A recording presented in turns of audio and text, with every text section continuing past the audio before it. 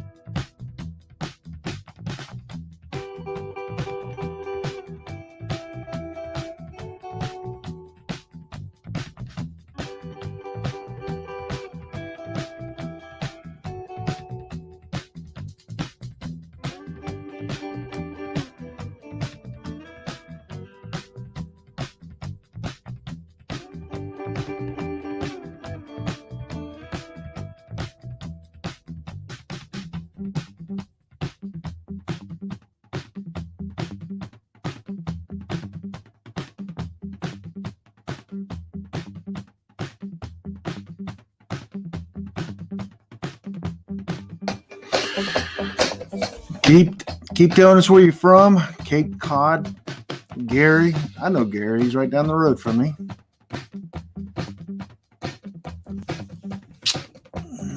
See, just waiting for people to join, and I've got one more thing to do. I'm working on it.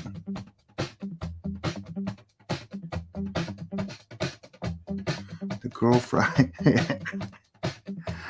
I'll be right back.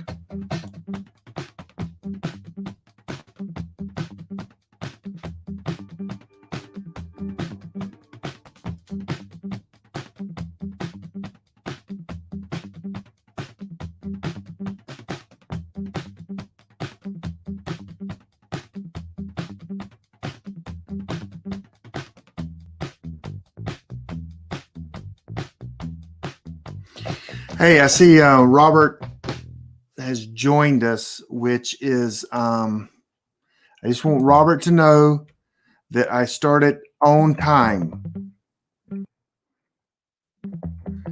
Robert would always give me a hard time about starting on time, but we started on time. I'm going to wait another 1 minute and then I'll be finished and then we will get started.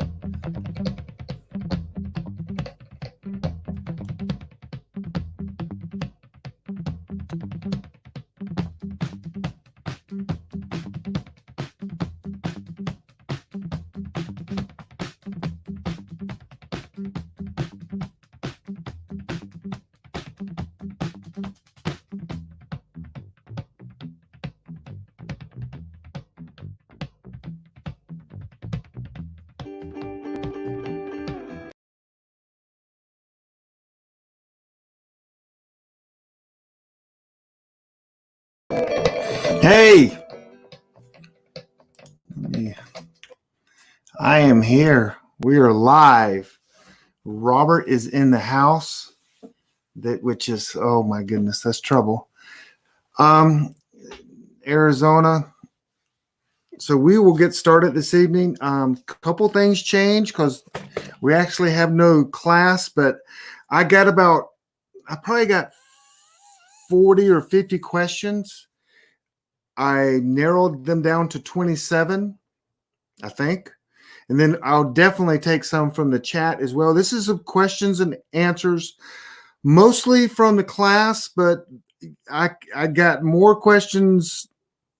I guess it's somewhat related to the class, but more questions not related to the class. But I tried to, I weeded some of them out. So we're gonna, you're not gonna see me the whole. Well, no, because I do have questions. So I'm gonna. Hey, sounding good. Hey, thanks for that. So let's go through here. You know, I'm going to make a few announcements. They're short. They're getting shorter each time. And so we will get that going. So, hey, I wrote a book. It's called The Case for Christian Preparedness. It's on Amazon Books and Audible and Kindle. It's a great short read. And you should read it. You should buy it. You should read it. You should give it to your friends. If you think I make money on it, anyway, I mean, seriously. Also, there's another author in the house. I'm going to go ahead and mention his name, and it is Robert Bradyansky. And yes, that is, I think I said that right. He wrote a bunch of good books. Robert, put your URL in there so people can see your books. His books are a little bit more graphic than mine, for sure. So next is, hey, I'm the CEO of Son Ovens International. And if you don't have one of these, when a pandemic or crap hits the fan situation, you will be one of the first to die. And that's just facts. You know, there's no fake news here. But man, we are selling these things like crazy, which is awesome. I've hired 7, 8, 9 people yeah. So, but this thing saves energy, saves lives, saves deforestation, saves the world, the universe. This thing is going to be contributed to saving the universe one day from all bad things. And, you know, you cook your food in there. There's pots and you can dehydrate. You can, you can do a lot of things with this thing. So look it up and buy one, and I'll be happy. If you do want to buy one, I'll tell you this: call the number to Son of It. I don't have it, and tell the lady that answers the phone that I said give you a discount, and I promise she will give you a discount if you say that. I promise. I hope. She better. She wants her job. Anyway, don't tell her I said that. So she literally just texted me a few minutes ago. Okay. Hey, this is Preparedness. This is an organization that we like to connect people throughout the United States. We have 72 meetups now. We have leaders that will help lead groups, people meeting people in person in 72 cities. And this isn't cheap. My meetup bill alone is over $5,000 a year. And they just keep charging me. You'd think at some time they would forget. They never forget. They always charge me. And when you have a database, look it up. MailChimp, when you have 40,000 people in your mailing, it's expensive. I mean, it's hundreds of dollars a month. I'm not kidding. So there's a lot of expenses. If you like this class, if you've been through, support us. This particular class, some of these classes are just for our premium members, but I opened this one up just because the time we're in. I do have some free books you can get there as well. And, there's all kinds of things you can get. So anyway, join Preppernet Premium, and it's $40 a year. That's like a ice cream at Ben & Jerry's. So just, do they even exist anymore? Gosh, I haven't seen a Ben & Jerry's in forever. Anyway, okay, join. I even heard that people that in the end, when the crap hit the fan, that there's the question most people ask will be, hey, were you in Preppernet? And if you go, yeah, but were you a premium member? And that could actually get you in a group that could save your life. I mean, that's just some of the things I'm hearing. So, I haven't fact checked that yet. So last few Sunday nights, we've had some special nights. Last Sunday, we had my best friend, Mark Gott, attorney at law, on a night for hope. He brought us a message of hope.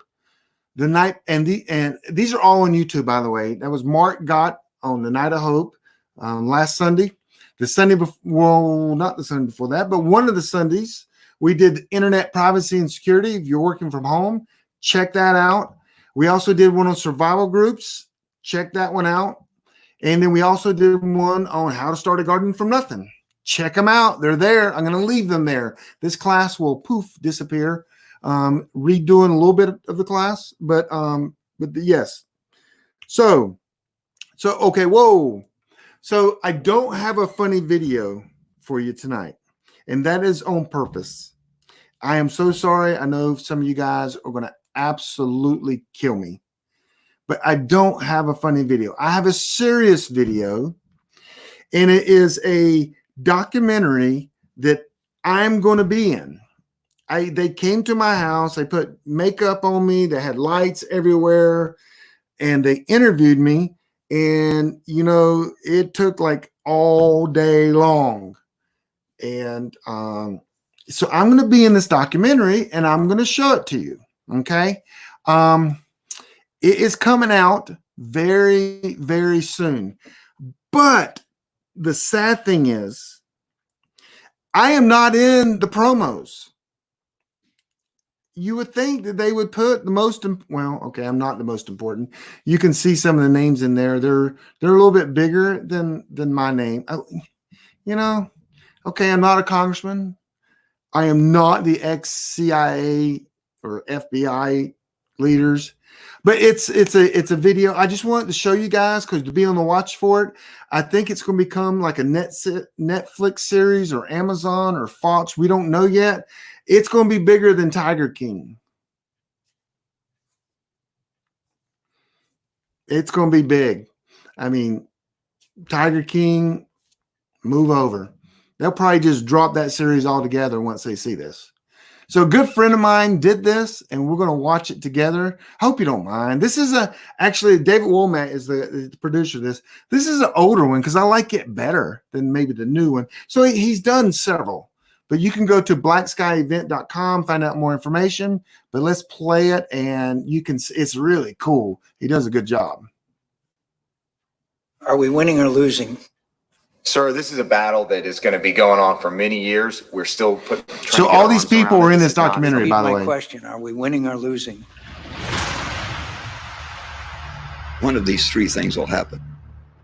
There will be a cyber attack, a Carrington event, a nuclear EMP, and all three of them have essentially the same effect. They bring down the grid. You cannot sustain the population of a 21st century superpower without electricity. And unfortunately, every bad guy on the planet knows that. Nuclear EMP is in the military plans of Russia, China, North Korea, and Iran for combined armed cyber warfare. North Korea could hit the U.S. with an apocalyptic EMP attack. I think the next big surprise that's going to face us is Iran.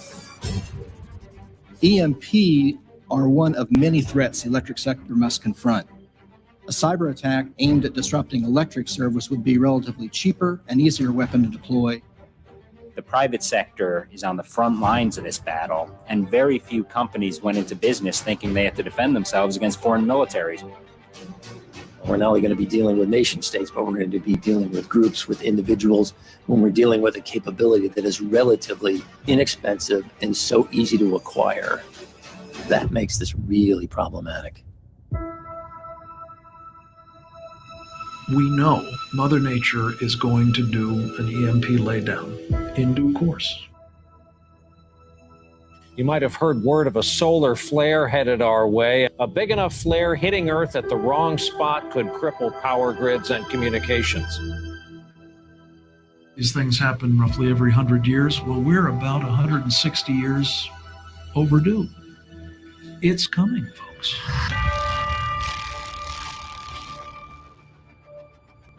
Congress should look at EMP attacks, cyber warfare, and nuclear weapons as three great threats to our survival. We have to be able to defeat all three of those threats. We're going in exactly the wrong direction. When the EMP Commission has already spent 17 years studying the threat, has repeatedly told Congress this is a real threat, and we know how to protect against it. There are a lot of people doing a lot of good things at a relatively leisurely pace and trying to be reasonable. Work back from consequence, you rapidly become unreasonable because the consequences are so horrible. I gave up on trying to get institutions here in Washington to deal with this issue. I think we're living through the most dangerous period of my lifetime. This is vastly bigger than 9/11. The day before it happened would have been regarded as highly unlikely. You're talking about a catastrophic event. You take civilization back to the 1800s. Our citizens are not prepared in this country for the low to no notice big events. If you're expecting FEMA to do it, that's not a sound plan. If there will be no electricity for the next year, what will you do?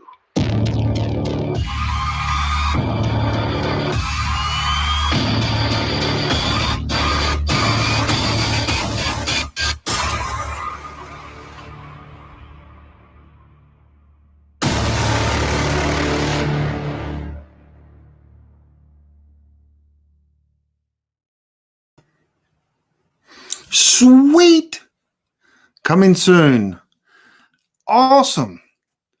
Awesome. So let's go back to that. So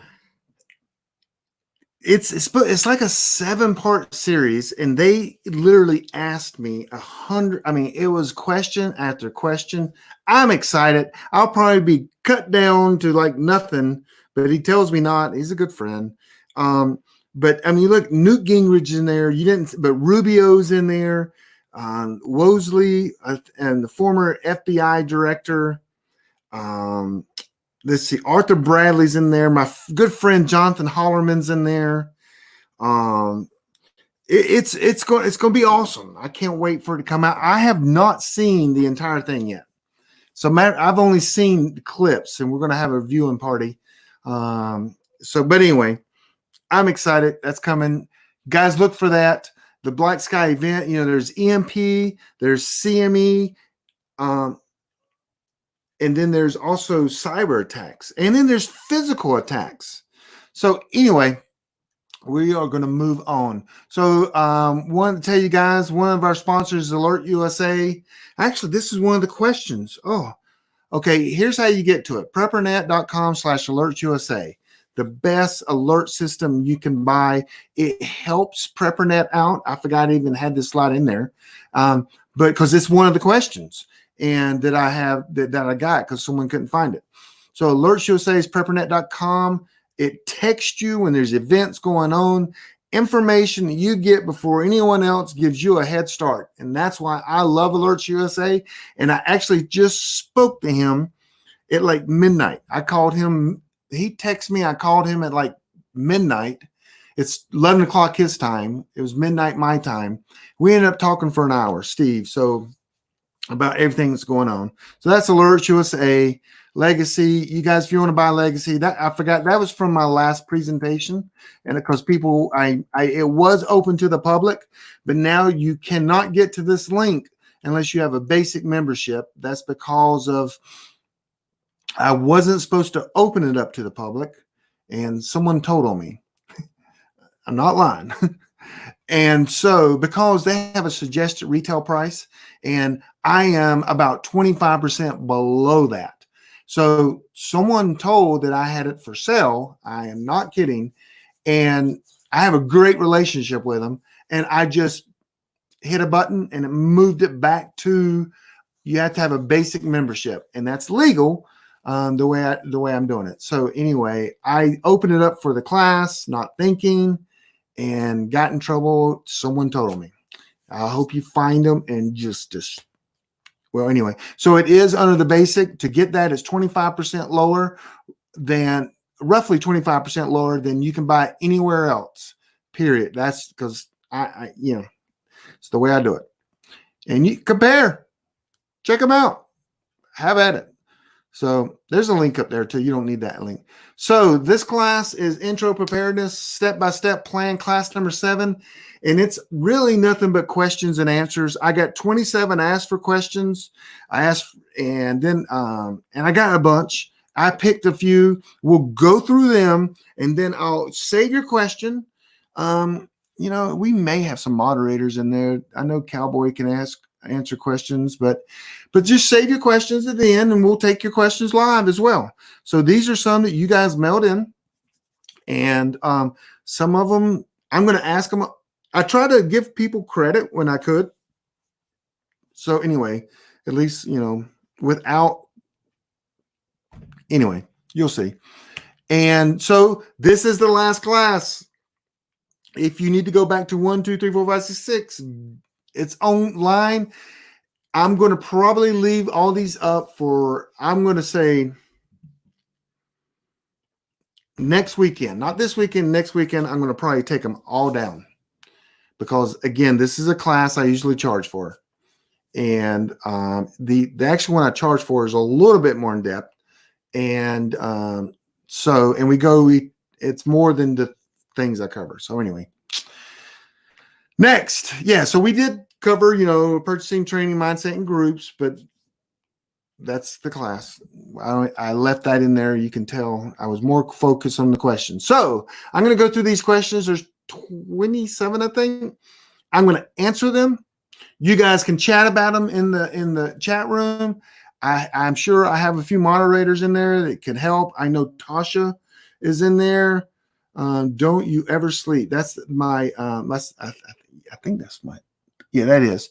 That's the Girl Friday Agency. That's a secret club. And then I got Cowboy in there. So I got people that, and there's some and I got Rob. There's people that can answer any questions you have. What is the link? The link to what? I'm sure someone will figure that out. I'm going to keep going. I'm going to go to question number 1. Drum roll. No drum roll. No. Okay. What are your bug out triggers? Dang. And some of these I actually thought about, and then some of them I actually did not. This is probably one I didn't. So we have our corporate documents. That's not them. I do not know where they are. I thought they were right. Oh, here they are. Yeah, they are. I hope you guys can hear me and see me. Yeah. Okay. So these, let me make sure everything's clear. Okay, it's clear. I'm going to do this real quick. These are my group's documents right here for all the different things that we have going on. Yeah. And right here, you can see. And in here, we have in here triggers that would make us for us to bug out. So we have a 3-person committee that runs it. And the 3 of us would talk. and we would analyze the situation, and then we would determine if we want to bug out. There are many automatic bug out triggers. Like if Mount St. Helen blows up and you get a text on your phone that says Mount St. Helen blew up and it destroyed half the state, we're gone. You don't have to call anyone. It's in there. And no, this isn't. Oh, the class notes. I'll have that. Oh, there are no class notes for tonight. This is just questions and answers. So it's in here. So we have triggers, automatic triggers, and other things we talk about. And I think I shared with you guys that the pandemic, it was a voluntary bug out, and a few families went up there, they came back, and other families went up there and they came back. So anyway, it depends on the situation, and we have a process, and we have thought it through of how we're going to do that. And so it's not something if all the power goes out, we're gone. I mean, if we can, because we'll be able to verify if the power goes out. How can you verify if all the power goes out in the United States? That's a good question. I'm going to tell you how. Because you can be calling the phones, but I'm not sure all the phone systems will work, even though they have generators. Some of that goes through wiring and switching and all this stuff. So they possibly might work, but if an EMP or something hits, it might not work. So how can you figure out if there's power or where power is lost? And that is why we have shortwave radios, and that is why we have HF radios. Because if the United States loses power, let's say poof, loses power, I guarantee you on my shortwave radio or my HF radio, I can key that up. I am trained. I know how to go get stations from, let's say, the UK, Australia. Every nation in the world will know within minutes that we have lost our power because there's no more trading. There's no more websites over here. I mean, all this stuff is gone. And that's how you find out. That's why you need a shortwave radio. That's why you need an HF radio, so that you will be able to get that information. Once we get that information, we're hauling. We're out of here. We're going. Hasta la vista. We're going to Miami Beach, Florida, getting our underground bunker right there on the beach, and we are going to be hiding. So, next question. I hope that helped. That's Becky from CA.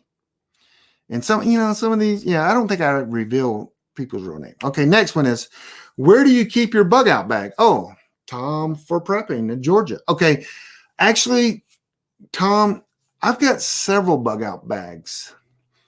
Okay, so, this is going to be, and you know what? I should have thought about some of these beforehand. I apologize.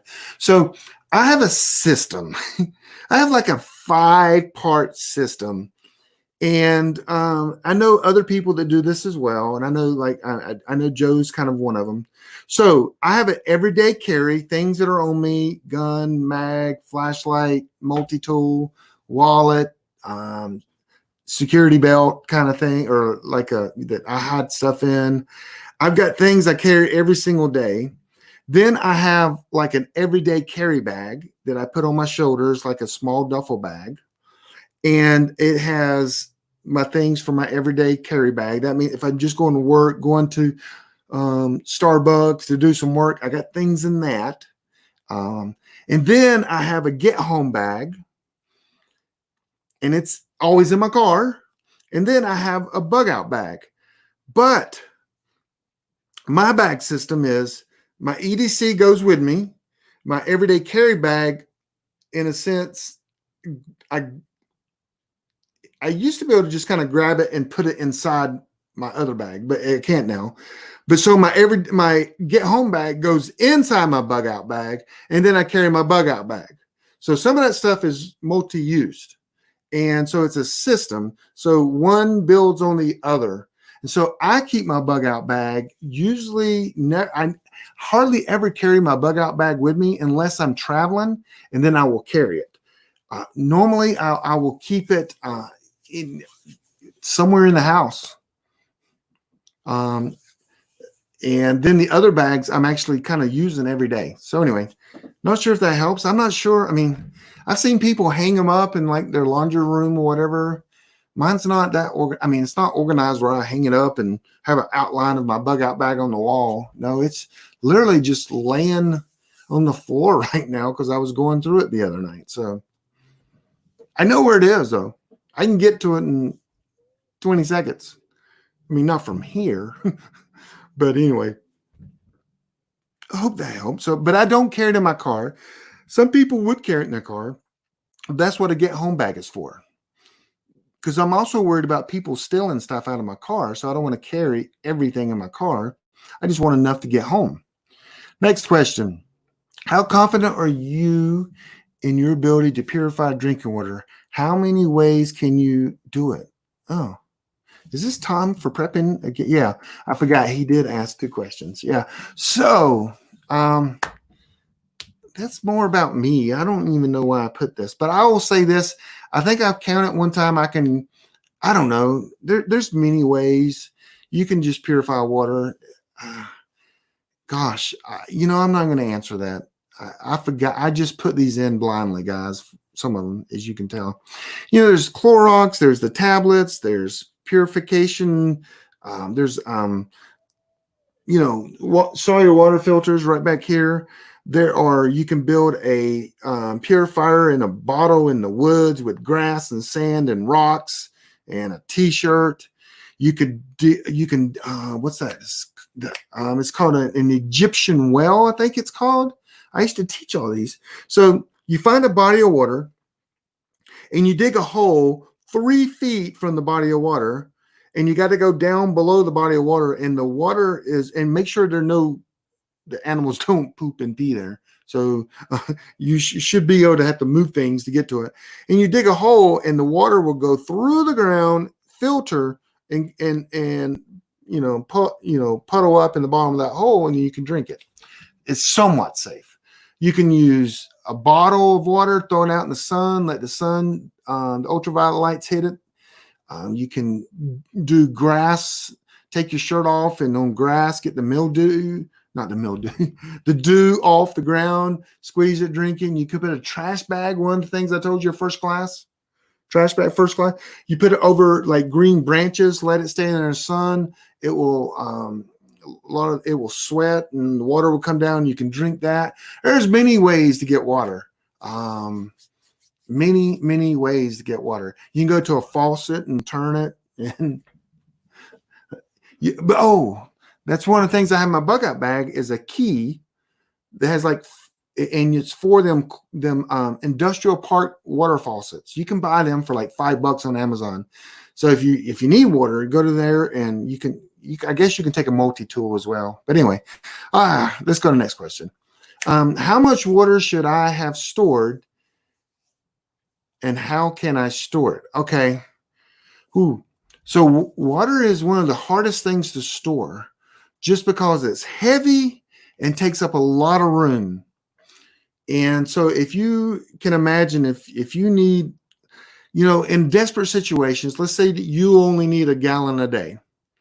And so everyone in your family needs a gallon a day. That's 5 gallons of water. That's pretty big. That's a lot of water. So they do make watering cans that you can buy for like $20. Some of them will have cardboard and just a bag in the middle. And then there's some very cheap plastic ones, but you can store water for a long time. You just seal it up. But yeah, you can store water. The best thing to do is this is one of the best things. Instead of storing water, I would always have water, but you can't store enough water to survive forever. You just can't. Is have the knowledge of how to get water, or purify water. So, but again, okay, let's see. Yep. Let's go to the next. Is a few of the items were out, like the poncho. What do you recommend? Okay, yeah. So the poncho, people were calling and buying the poncho from Old Groucho's military surplus. And just here's what I would say about the poncho. Keep calling him until he gets more in. That poncho is that important. It's the best poncho ever made. I am not kidding. He took the military's, all their innovations with the poncho, looked at it, did some different things to it, made it the best poncho in the world. So I would stay on him until he gets ponchos in or makes more, whatever, how he gets them. That poncho is worth it. Other things in that I link to, like in Amazon, hey, you don't have to buy the exact one I told you. You can diversify. I just wanted to show you an example of some of the things that I was taught. Some of you, I mean, I don't know, what does a cellular water filter look like? What do you? Well, boom, I sent you one you can see and go, oh, I've seen them. I've seen them in Walmart. So anyway, it was to give you an idea. You don't have to buy exactly what but something like it. Some of them is exactly. I would buy a Sawyer over a Life Straw any day, but that's just me. And because they're better and they're more versatile. But anyway, so let's go to the next thing. Could you salvage supplies around you? What should I look for now? Oh, just in case. Oh yeah, I remember. So okay, so crap hits the fan. You should know what's around you. Okay, I'm going to give you guys a business idea. You can write a business plan on this, and it's your business when the crap hits the fan, and you're going to open up for business after things calm down.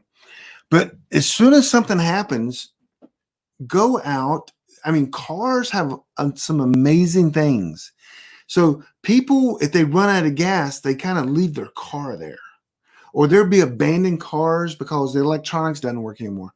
But you know what? Them batteries will probably still work. They might be dead. So if you think and get some solar panels and some solar chargers that controls the amount of energy going into like a battery. So you can take a car battery, all the car batteries you see, and put them, and then you can take your solar panel up through the charge controller and charge the batteries up, and you've got power. I mean, you got power at night. And so that's just, hey, imagine you could be the power guy because you got everybody's batteries and you're charging them up. And you got to have a lot of solar wattage to do that. But imagine people being able to use the batteries. And so that's one of the things you can salvage. Ooh, how about solar panels? I mean, they're on every street that has like flashing signs or your speed limit thing. You want to hit that anyway or throw something at it, but you don't because that'd be against the law. But there's solar panels everywhere you could salvage. But so thinking through that, if you can get a stash of solar panels, what do you need to make them useful? You would need a charge controller. So the charge controllers from China are less than $20. I am not kidding. I have a bunch of them. And depends on the wattage and how good and reliable. Are they the best in the world? No, I'm not. I would say that almost all solar chargers are made in China.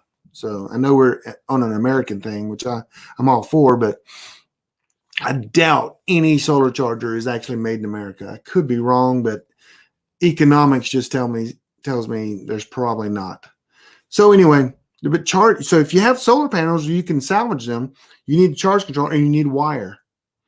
But there's wire everywhere. There's wire in every house. There's wire in every car. So anyway, I don't know. So case the place out. I'm going to make a statement right now. I need to move faster. I'm sorry. So if you so I always say this, and I say this in a place in Asheville when I was speaking, and I said, hey, and I showed up a photo of a farm and it had like all these cows in the field. And I said, hey, what do you guys call this? One guy says, it's a farm. Someone said a homestead. And, I said, it's tomorrow's supermarket because we're having a meat supply problem right now. Let's say there's no meat in the grocery stores. There's not many armies that can stop people from eating all your cows. I'm just sorry. They're going to kill your cow at night and drag it off and just get a beat. I mean, you're not going to be able to protect all your cows and your food like that. in a true grid down where people won't meet. Just not going to happen. And man, that really ticked people off. And so I didn't mean to, but okay. What books can my kids read? Ooh, gosh. The only thing I can think of right now is Mark Goodwin. All his books, none of his books have any foul language or vulgar or. I would not read Robert Bradyansky's. Nope. But that's all I know. I don't know. I mean, a lot of the books though are fiction, means they're facts, and they just have like the like this book is one of the ones I recommended. The SAS Survival Handbook. Yeah, anyone can read that. Absolutely. So a lot of the the books like that, no problem. The novels I would be worried about a little bit. Depends on your kids too. Okay, next. Heirloom seeds have a long ship time. Any suggestions? Yes, Nancy. As long as the heirloom seeds, I know I linked to one in Amazon, and their ship time was weeks and weeks and weeks. I think it's like June or July now, which that means you can miss this season. But these seeds are not for you to plant right now. They're really for you to save. But anyway, heirloom seeds, I'm sure if you do research, you can find many places that have them. And I would get them to store. You can plant for sure, but it's probably too late right now, especially where I am, to plant seeds. I'm a lone wolf. How can I start a finder group? This is a dear question to me. Yes, lone wolves are going to die. How can I start a group? You start by finding one other person, and you just got to find someone else interested, and you guys together work together, and you got a group, and then you can add as you meet people, and definitely go to PrepperNet groups. I wouldn't go in there and say, hey, I'm looking for a group. Who wants me in my group? Here's my skills. And you just kind of wear them on your front. No, you may get shot. David Stutz would probably just go, okay, that's a dumb move. And then no group would want you then. So that's funny. But anyway, yeah, I would just start with one person and go to PrepperNet groups and just, and we're going to do some things to help you guys with that, hopefully over the next year. Okay. How would you protect your home against an immediate natural? Okay. So, this is okay. So they just predicted, I think it was Penn State or somebody just predicted this is going to be the worst hurricane season ever. It's going to be a big one. And you know what? I've heard that over and it's like a broken record, but I mean, Steve brought this up from Alert USA the other day because he's in Texas, and he's like, man, I think he's and he's like, what do you? I mean, he goes, how can it be the worst? How do they know? How can they predict this? And there is some science behind it, but science sometimes lie. Meaning, the Gulf of Mexico is just boiling. It's so hot. There's going to be a lot of hurricanes. Well, they said that like 3 years ago too, and it was very calm year. So they're using science, but science sometimes doesn't always pan out. So anyway, how do you protect it? Well, I got a better question, I think. Do you need to protect it? I mean, protecting you is more important than a natural disaster. I mean, if you're one of these people who's going to stay in your house on the coast, you know what? Gosh, why would you do that? I mean, it's like you don't have respect for your own life, your kids' lives, your friends' lives. Because they want you to live, and then you're going to be putting people in danger. I just never understood that. I mean, when the hurricane happened, Florence, and we were helping with Florida Observer and Amron and was it Laurinburg, North Carolina? I think it was Laurinburg. All these people, the whole city's flooded. They didn't know, but because they were kind of far in. But if you're in Washington, on the coast, you got to get out. I mean, things can be replaced. Pack up all the things that can and get out of Dodge. Usually with a hurricane, you got 5 days. Come on. Anyway, some of these aren't politically correct, and I apologize. And that's just, I'm sorry. I apologize, kind of. So let's keep going. As always, Dave Stutz. I don't shoot everyone, he wrote. So anyway, it's wolf. Okay. Any pointers on getting kids involved? Oh yeah. And they are early teens. Oh, are you kidding? Well, with today's electronics, I would take them camping. Take them camping. Also, there's a okay. This is kind of a this is a Randy, my son's a right turn. There's a game out there that gets people outdoors, and you have to use your brain. It's called geocaching, and I'm telling you, it's helpful as preppers when you geocache because it makes you think and makes you geocachers can hide things in plain sight, and you don't know that it's actually something else. And so geocaching is an app you can download. It is so fun with the kids to go out in the woods, even in urban. I mean, you can find these things. They're hidden everywhere. I mean, it's just mind blowing. There's some in the parking lot of Walmart. There's some in stores. I mean, it's crazy. You get clues and you use coordinates to go find these things. It helps you as a prepper if you do that. And that's a fun game. Is it survival or prepping? No, but to get kids out and it gets them, thinking about things. And I guess you could use that and take them camping, or just take them camping and just run and leave them. See how they do. I wouldn't do that. That'd be fun though. But take them snipe hunting. If you have to know what that is, let me know. How often do you update your bug out bag? Oh, I was just doing it the other night, taking all my winter gear out, putting in some summer gear. So yeah, I update a bug out bag at least monthly. I'll open it up. I'm like, oh, I got one of them. It's in my bug out bag, and I'll go get it. And then I'll put it back in there, and then I'll look at things and change some things. And so yes, all the time. What other? Oh wait, I went too far. What other classes do you offer? Oh, I forgot I put that in there. I do one on privacy and security, survival groups, building your emergency plan for your family. It's called the complete course on. I don't even know the name of it now. Gosh, the complete course of emergency planning for you and your family, or something like that.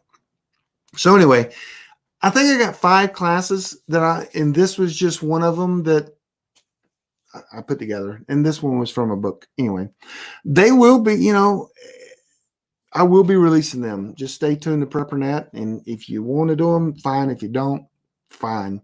Some of them are actually geared to people not like you. They're geared towards people that have never even got into prepping before. So anyway, next, what do you say when someone says we are just coming over to your house? Is this not everyone's worst nightmare? They joke around about it and laugh.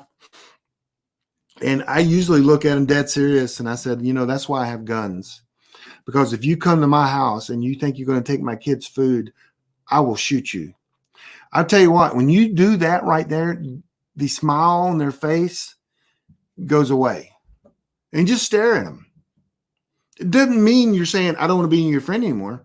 So I do have a story, and I know a lot of you guys have heard this. I had a neighbor. We were good friends. He was such a good friend that he would he remodeled his bathroom. He put his toilet in our front yard, and it just stayed there because we were like gone for 2 days, and it's been there for 2 days. The toilet sitting in our front yard. He's done that twice. So anyway, I asked him, I said, hey, I need your help. Can you come over and help me move a box? And he goes, sure. So he comes over, and I have have y'all seen a 2x2 pallet? So a group bought some ammo, and the ammo's on this little 2x2 pallet, and they dropped it off. I couldn't move it. I just wanted to move it a little bit. It was heavy. And he goes, "What is this?" And I said, this is ammo." He goes, "Ammo? What? Why do you need this much ammo?" And I said, "Well, it's for you." And he goes, "I don't even have a gun." I said, "No, you misunderstand me. You misunderstood me. It's for you." And he goes, "Oh," he got it because he knew I was a prepper. And you know what? That gentleman is a prepper today. I kid you not. He's bought food. He's bought everything that, so anyway, but I said, "It's for you." And then he kind of clicked and he's like, "Oh." So anyway, that's what I would do. I would be pretty serious. At one time I would do that and let them know, saying, "Hey, you're not coming to my house and eat my kids' food when I've saved it and prepared for that. You're not going to do that." And just look at them in the face. And I don't care if it's your brother, your mother, whoever it is you're saying, and look at them and he or she will stop smiling and then go, "Oh." Then you can de-escalate it by saying, "But if you bring as much food that I have saved over, you're welcome to come."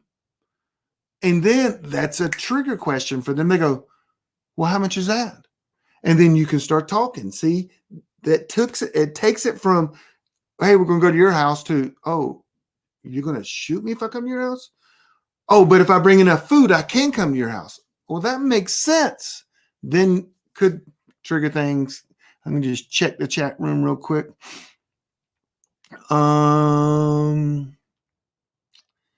Okay. Yeah, Robert, don't read Robert's books. They are not. What do you think about Team Rubicon? I don't know much about Team Rubicon, but anyway, let's keep going. But Robert's books are not for kids. Next is what binders do we need? You talked about 3. Okay. Yeah, there's an important document binder, where marriage certificate, deeds, titles to your cars, wills, anything important binders that you protect that with your life, but you also scan it and put it on a thumb drive and make sure the thumb drive is encrypted so no one can get to it, long password, all that kind of stuff. Then there's I do a manuals one, where it's like I have my manual for my radio, my manual for even like my ham radio, my shortwave radio, manuals for anything I have manuals for that I use. I put it in there as well. I also print things. Like in that same book is the exact formula of how much Clorox to put into water, because I may forget under stress. And so I put good informational things in there. I even have a diagram of how to connect solar panels to a solar charger to a battery, how to put batteries in parallel or series. I have all that in there. Do I know that? Yes. But in a stressful time, you might go, and if you mix that up, that could destroy a lot of things. And you just print that off and put it in your binder. What's some other things? How to program a Belfing radio, because you might go, "Gosh, what do I do? What am I missing here?" And what other things do I have in that band? So there's the manuals, important documents, and then like an emergency family plan that has contacts, your routes, passwords, code words, colors, everything that your group uses or your family uses in that book. So I have 3 books. 1, 2, 3. I think I have 3 books. And yes, okay. I have 3 sets of books. Some of these, my manual books, there's like at least 7 things. Oh, I have recipes in there. I have like how to different recipes for rabbit, because I do a lot of rabbits. I just do a lot of things in there that if all of a sudden the entire internet was gone, my phone and my computer was gone. I have the SOI from Amron is boom in there.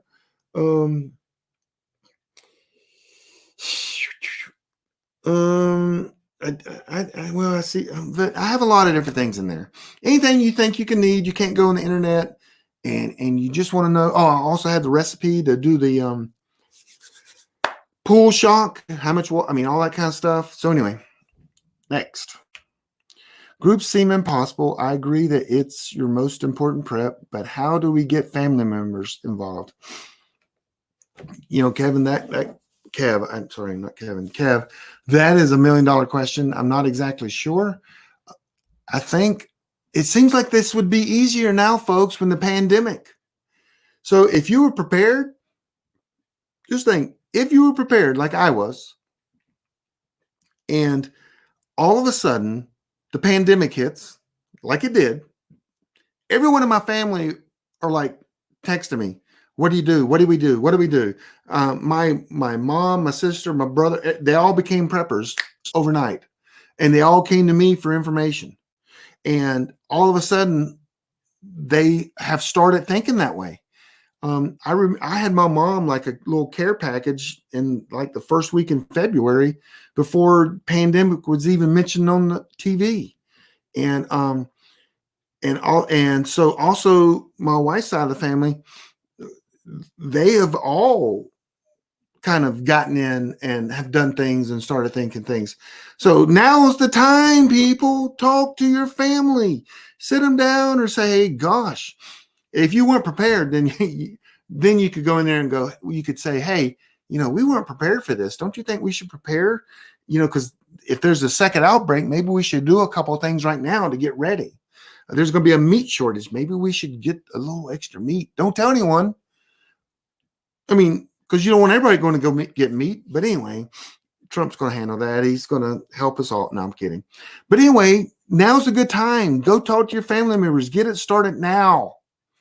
And if you can't use the situation, I would get it. I mean, if you can't use the pandemic right now to get people in your family or other people seriously doing this, I would find new friends and new family. Do you have any thoughts involving Black and Hispanic communities in prepping?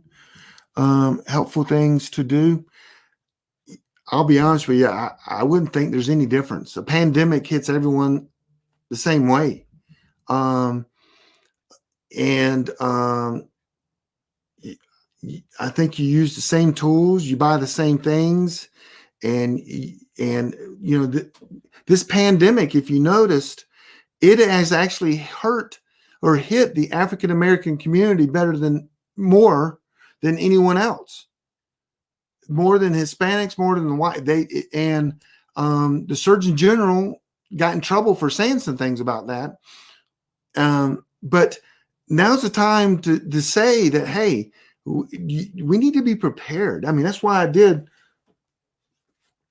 write this book too, because the Bible tells us we need to take care of our family no matter what comes. In case for Christian preparedness, shameless plug. But yes, I thoughts for involving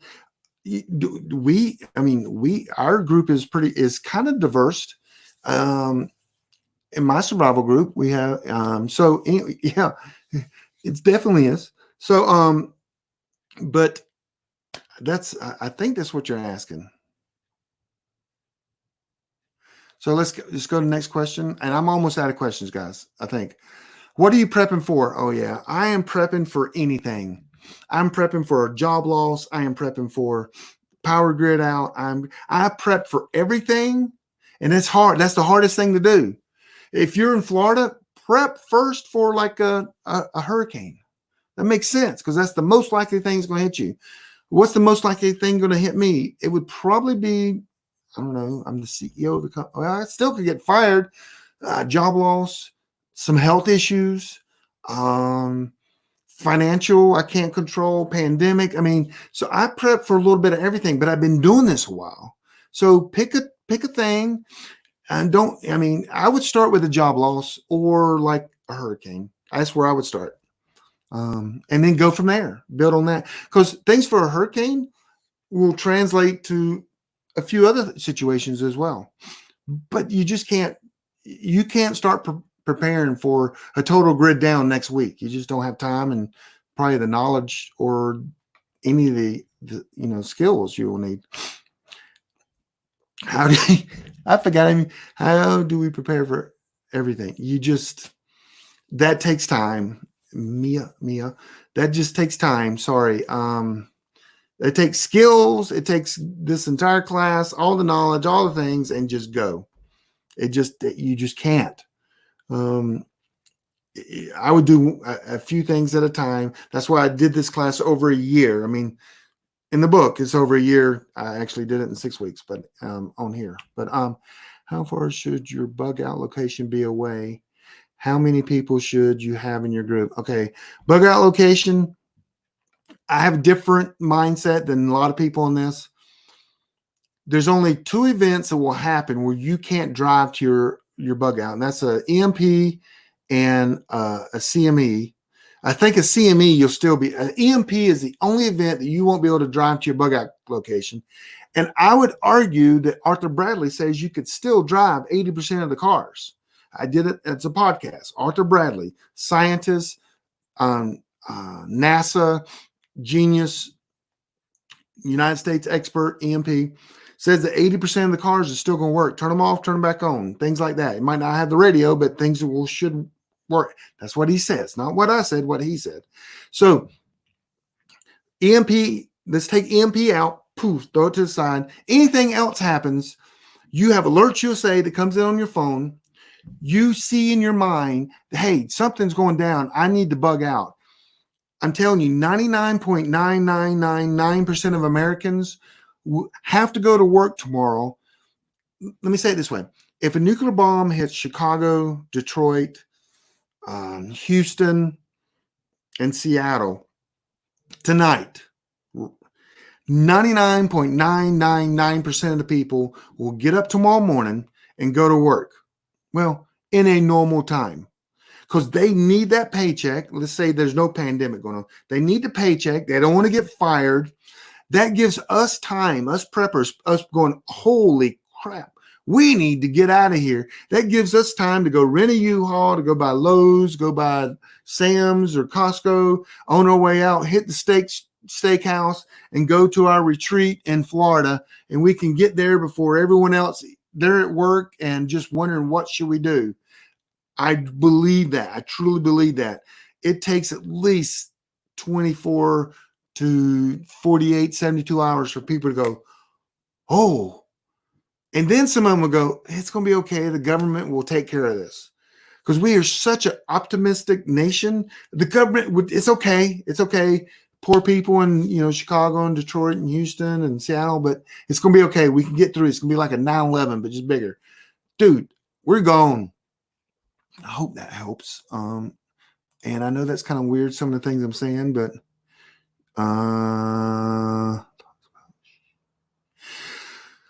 so someone asked, I'm just going back and forth, guys, and I'll come back to some of these, but this one I'm reading here. What was you reckon about herbals?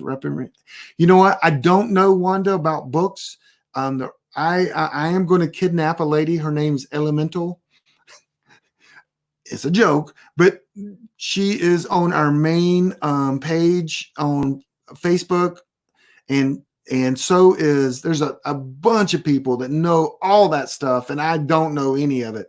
So I don't know what books they would recommend. So I just don't.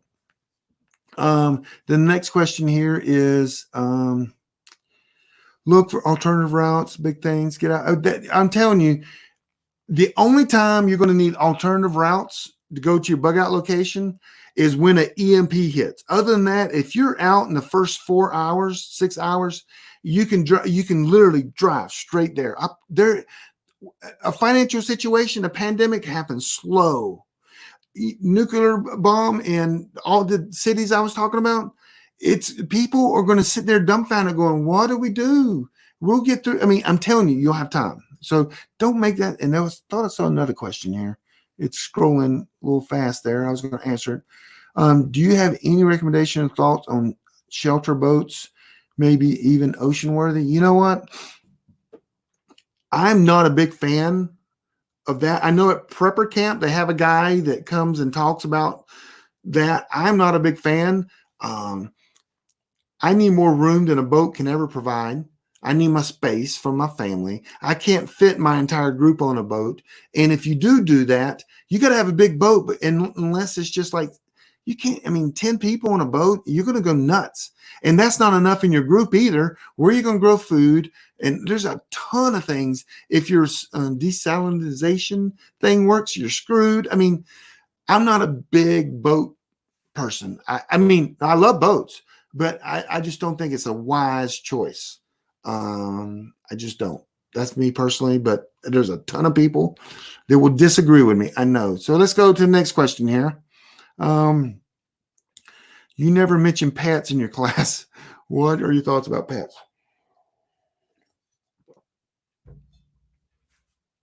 Okay, people, let's get real. I'm going to say this, and I am 99% serious. Don't hate me. Do not hate me. I am serious.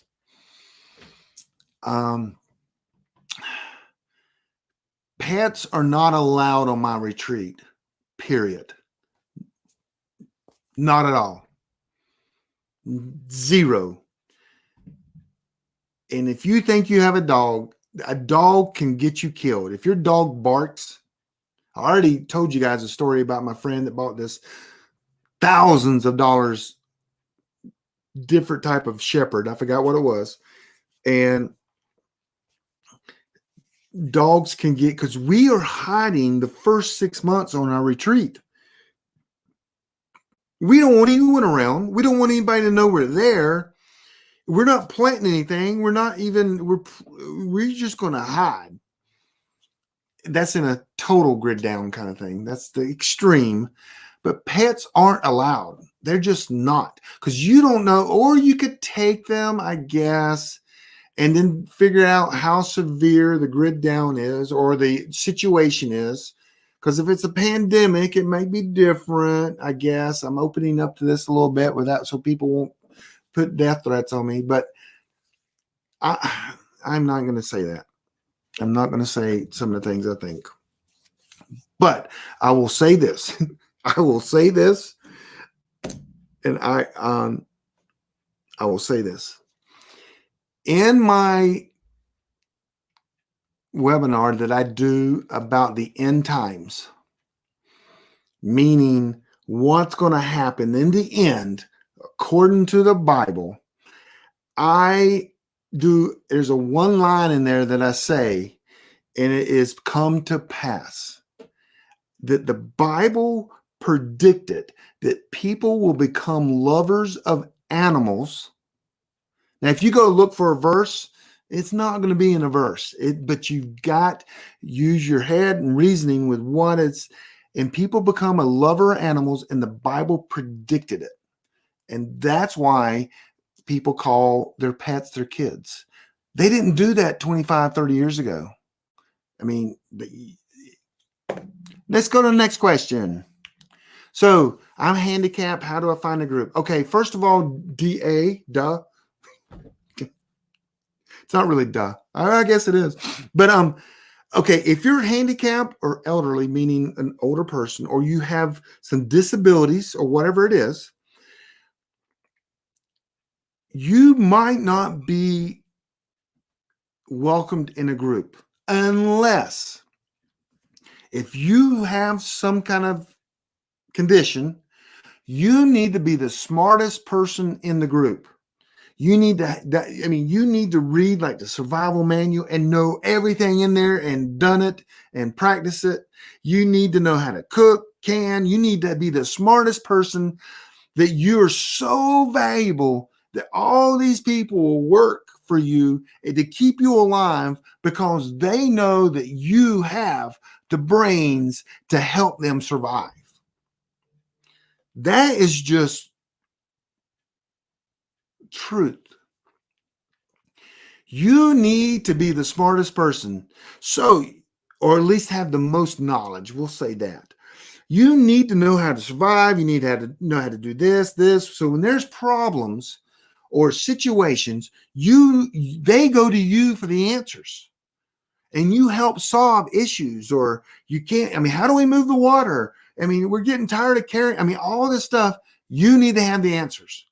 And if you have that, you'll be a very valuable part of the group, because not only knowledge is key in groups, but physical as well. But that is my 2 cents. You guys may disagree, but I believe that that's what you need to do. And it's not too late. And you know what? You know, an elderly person, they have time to read, watch videos, learn and learn and learn. And you know what? I'll ask you, I'll ask a question. Would you get a gun guy, a guy that is a little above average with guns? He owns like 4 guns and he's pretty good with guns. I mean, he's pretty good. Would you want him in your group, or would you want a homesteader from 1813? Which would you want in your group? And if you pick the gun guy, you've got the wrong class, because they're a dime a dozen. We can train them. Someone living from the 1813 and know what to do and have experienced, I would take that person every day of the week. And I think you guys would agree with me on that.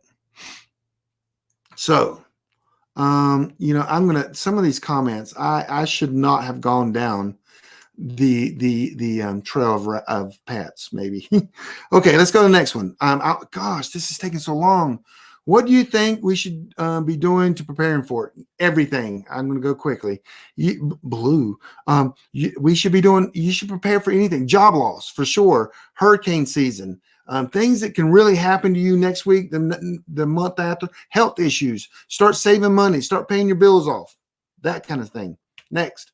All this has been overwhelming and I don't have a lot of money. How should I start? Hey, you take this class, and instead of it being 6 weeks what I taught it, I wrote it as a year, but make it a journey of 5 years, 6 years. Buying beans at the store and buying used guns or used camping equipment, or Groucho's military surplus has a lot of, I mean, there are cheap ways to do a lot of this stuff, and preppers always seem to find the cheap ways of doing it. So yeah, don't rush into it. Food is probably one of the most important. Knowledge is really important. So you don't, I mean, there's a lot of money to be spent, but spread it out over time. Hope that helped. Next, freeze-dried food is expensive. What are some alternatives? Yes, canning. Buy foods in cans.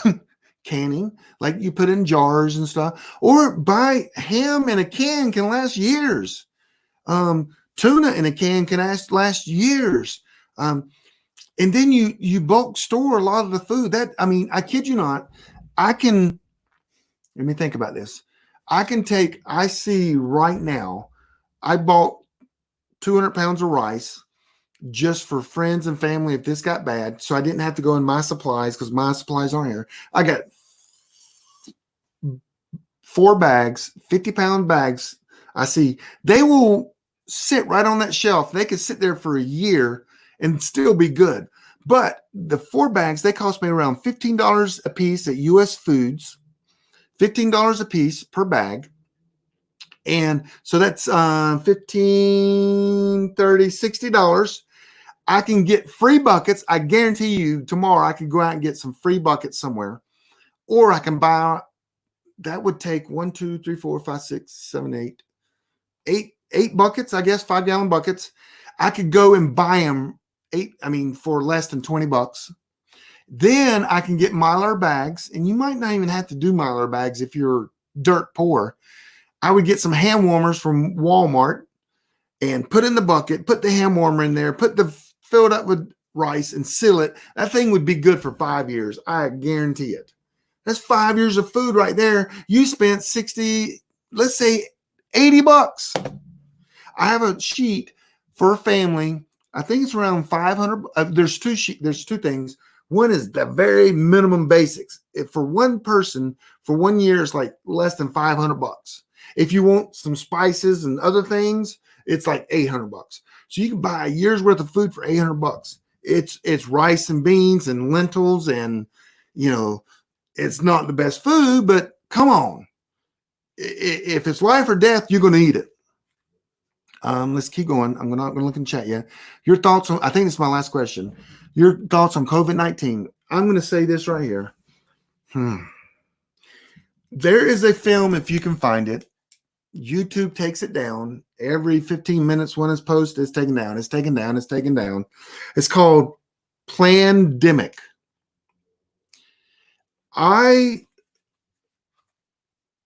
don't know. I don't know. I'm not a conspiracy theory person. We're getting ready to enforce some rules on Preppernet starting tomorrow on conspiracy theories. There's just too many of them. I mean, we need to prepare. We need to help people then talk about conspiracy theories. So I may even start a group and say, if you want to just go over there and let them people just get lost in their ways of, I mean, I believe COVID-19, when it all comes out, I believe probably 20% of the population in America, it's not going to be such a big deal. That movie, Plandemic, I would watch that. That's the only one that I really like that one.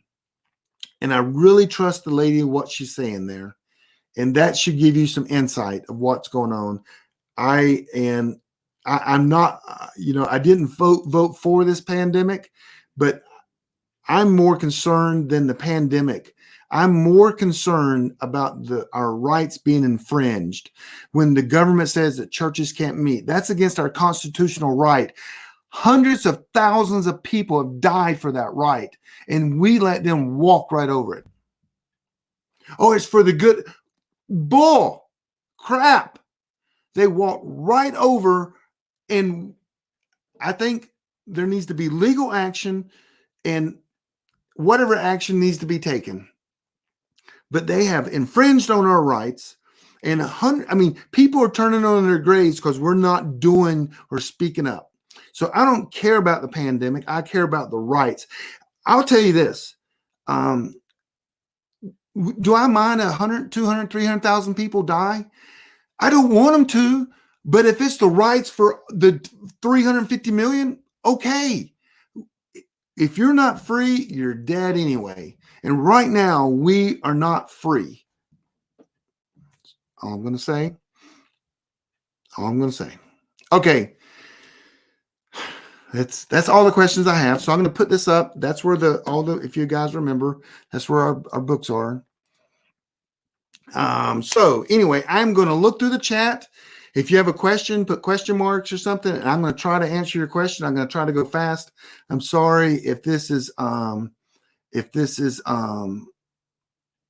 taking too long. So anyway, I'm going to scroll back up a little bit here, and I'm going to look through the questions. Start typing your questions so I can identify it if you don't mind. I'm just look for questions as quick as I can. Name of your guy that sells ponchos. Perfect. His name is Tim Glantz.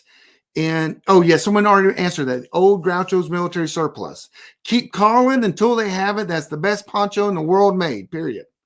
They're like $80, but you can make tents. You can do everything with that poncho.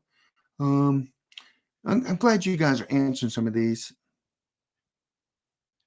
What will you do when your kids don't want to bug out if they get older? You know what, Robert, that's a good question. My kids are older, so you got to plan for girlfriends and things like that. If your kids are dating them, and you just, you know what? I'll say this, Robert, and I know this is not you. I know you're just asking this. This is not you, but I think that I have a relationship with my kids that they will absolutely come with me when it's time. They respect me when it comes to this stuff. And I say, we're going to go, even if because I have a 21-year-old, in a heartbeat, he would come. I'm not saying all kids are like that, but mine are like that. Carolina Readiness has books from 2 different authors, children's, teenagers. Perfect. Carolina Readiness is a great place. Love Jan. She's amazing. Amen. Preparedness is best you can. Snow, rocks, mudslides. Yeah, prepare for everything. Just small things. Absolutely. Boy Scouts and Girl Scouts are dying. They are. So start your own with your kids. A lot of churches are creating their own thing as well. Search training. Someone mentioned search training. Yes. Search. I mean, we have search guys in the room right there. So I'm still scrolling down. Do you have any thoughts? Oh, I've already answered that one. Question for us. Do you have any recommendations or thought for shelter boats? I've already answered that one. I'm getting down there, guys. Any tricks? SOP defend to avoid FEMA officers? Ooh, you know what? FEMA. If you don't bug out, you might have to deal with FEMA. When I go, the FEMA won't get near. There are some tricks, and some of them aren't legal. I'll just be honest. I did a class called on spy and escape, and if y'all remember what I did, I don't know if I want to say this, but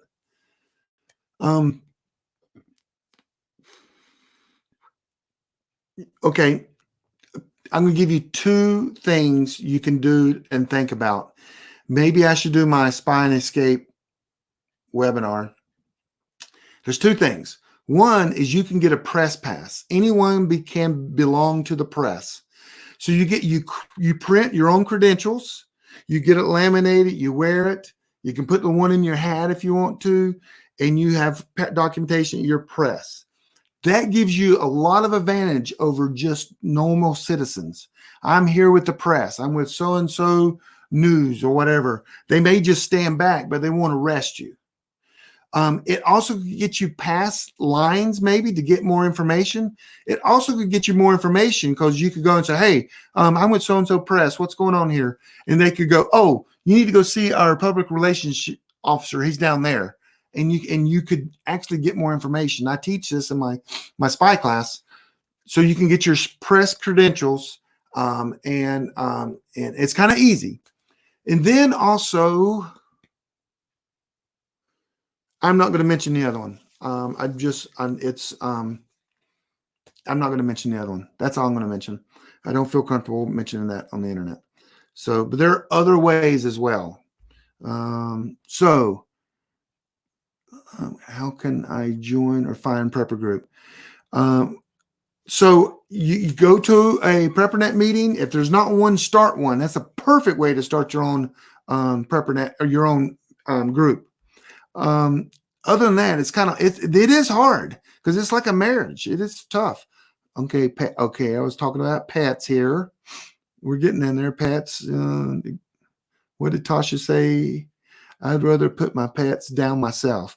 Yeah, don't put them down, because what if it's just the pandemic and you can live through it? So I guess they're welcome at my retreat. It just depends on. We always think extreme, so pets aren't. Okay. Baby carriage, pet hotel, hurricane, ice storms. Okay. Homesteader, hands down. That's what I was talking about, the homesteader or a gun guy. Okay. This week, Hurricane Preparedness Week in North Carolina. Didn't know that. That's my sister. She needs to move. She gets flooded every now and then. Anyway, the question for Forrest: what do you think of meal replacement? Okay, I do like meal replacements. I have some meal replacements, and you mix them up with water. It's got protein, all this kind of stuff. I have a lot of them. But I'm also I'm a meat eater, and that's where when I go, my rabbits go. I mean, wherever I go, my rabbits are going because I can eat rabbits. And I'm a vegetable eater too, and fruit, but I just like to eat. I'm not sure.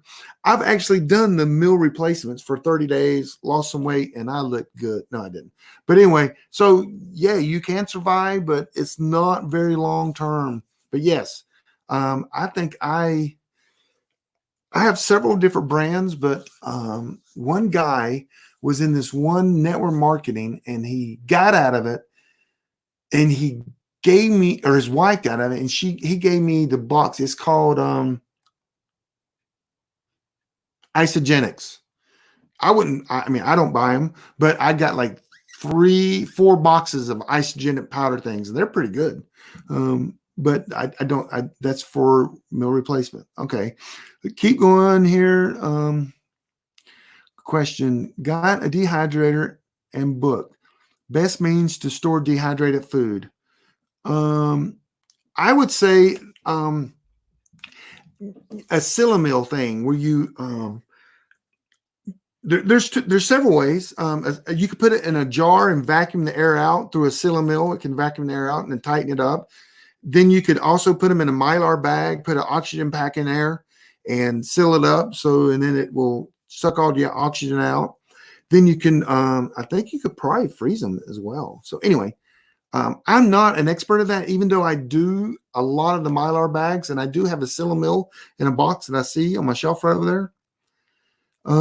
Conspiracy theories are such a waste of time. Pandemic, good videos. Y'all like my video.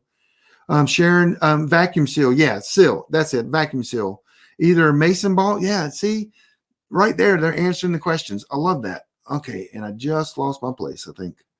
I gotta go up a little bit. Okay. Yep, okay. Here we go. Yep, people are answering that. So I'm getting down to the bottom, guys. Don't forget your don't forget to liner for your poncho. Okay, yes. Oxygen absorber. Yes, I use them. Anytime I do the long-term storage food, I do oxygen absorbers. My friend Elemental uses hand warmers. I've never used hand warmers, but apparently they can work. In my group, I've been called on to lead because of my military background and my bushcraft skills. Any advice? Yes. Always lead and make sure everyone knows you're the leader, but make sure you have some key people so that you can consult with. Because it's always better for 3 people, like 2 friends that you consult with. Don't let one of them be your wife or a family member, and just kind of throw it by them, because you don't want to screw up the leadership, because it can cost people's lives. So you always want to throw things by people when you can. The other thing is lead well. I mean, lead well by delegating and give them the power to do things. That's one of the things I love doing when I lead, is I make them leaders, and literally they work hard to make me happy or to impress me, because I've showed confidence in them. And it's and there's some good books on that. But anyway, I hope that was somewhat helpful. Okay.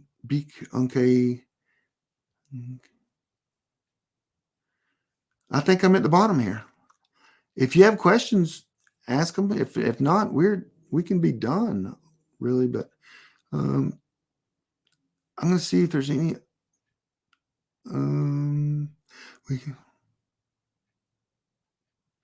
So just think about this, guys. Unknown Homesteader, you can also go back and watch if you want. But how many people have died for our Constitution? We've only got 75,000 people that have died, and the government's thrown our Constitution away and our rights. They have.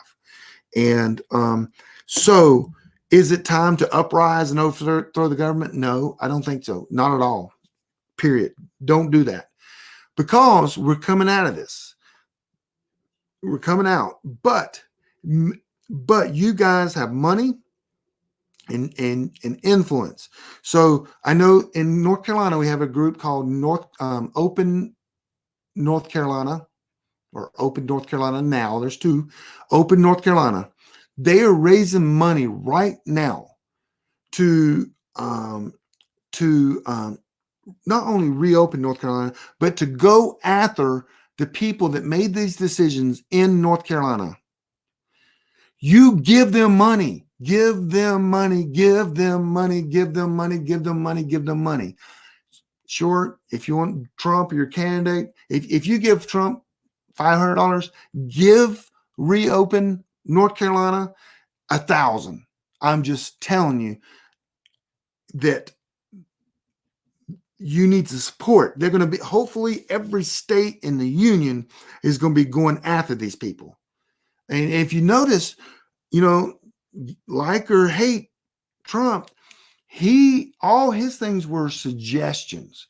He said it's up to the governors, not only because constitutionally he couldn't unless he declared some other one and people would have gone nuts, but he let it up to the governors. So it was the governors that did this, and because they could have handled it different. They could have like, okay, we're going to do we're going to do a stay at home, which is a suggestion. But when they're putting people in jail, like in Texas, and that lady did get out because the attorney general got her out, but we need to go after these people. And I loved it. There's a place, I think it's Tosh, what's her name? The Girl Friday Agency. And I think it's in Hurt County. They had a sheriff that stood up to the elected officials and said, listen, he pretty much said this. I'm going to sum it up. I am the law, dude. I am the one that enforces the law, and none of your bad decisions from this board or whatever what committee, I am not going to enforce them in my county. So make whatever laws you want to do. They're not going to be enforced in my county. I am the sheriff. And he said that, and I'm like, yes, man, more sheriffs should have done that. And if your sheriff didn't do that, kick him out, period. He is the ultimate law in every county, is the sheriff, at least in North Carolina. The sheriff is the ultimate law, not the governor, not the lieutenant governor, not the mayor, not the police chief. The sheriff is. And so I think that was in the mountains of North Carolina. That guy said that, and I'm like, yeah. Should I lead like I did when I was in the military? No. Do not be a military leader. No. That's the first. That's the first way to. That's the good way to get shot as soon as something happens. But no, lead like you love these people. Lead like a father. That's how I would lead. Jefferson Martial Arts. That's how I would lead, like you're a father and you love these people and you care about them. There's times you get tough, but other times you lead by example. You lead by, sharing your knowledge and helping. That's how I would answer that. So, and you know what? Y'all did, I did a night of hope. Lead like, the Bible teaches a lot about leadership. Good place to start. So I'm not seeing any more questions. So I'm about to lose my throat, my voice. And here's how this works. This is the end of this class. Thank you for joining and being a part of this. Sunday nights, I think I'm going to continue on. We're going to bring the doc and nurse back. Sometime very soon. I'm going to bring some friends. I think that I'm going to bring Kyle. Kyle will be right beside me. We're going to do some shows together, and kind of like blend it like a Prepping Academy podcast, which we hadn't done because I've been so busy doing this and the Sunday night things. Son Oven has been just cranking, and there's a pandemic going on. And there's a lot that's been going on. So I haven't done any of the pot and my rabbits and, the graveyard I started. No, I'm kidding. Just kidding. That's probably a bad joke. Too soon. But hey, keep joining us on Sunday night. Make sure you go and join our Facebook page. Conspiracy theories, cut them out. We need to help people and not trash. I mean, not. This 5G thing, I just wish someone would just stop it. I don't know the truth. I don't know. It will come out. The truth will come out at some point. Trust me. So anyway, I'm going to say peace out. Sunday night, 8:00. Don't know what I'm doing because I haven't gotten that far yet. It's been amazing. Oh, guys, thank you for your kind words and all your email questions. Some of them I shortened or whatever. I hope that was okay. The book is out there that you can download, and I support Preppernet if you can. It's $40. It's a Ben and Jerry's kind of thing. And that allows me, and that actually kind of motivated me to do this for free. And just appreciate what you guys are doing for Preppernet. If you don't have a meetup, let's start one. Look at the map, look at meetup.com, see if there's one. We're going to start meetups back soon, hopefully. So I'm going to say that's it. Don't want to ramble because I always ramble and everybody's like, you always ramble. And I'm like, I know. So peace out. Love you guys. Y'all take care and we'll see you Sunday night, 8 o'clock.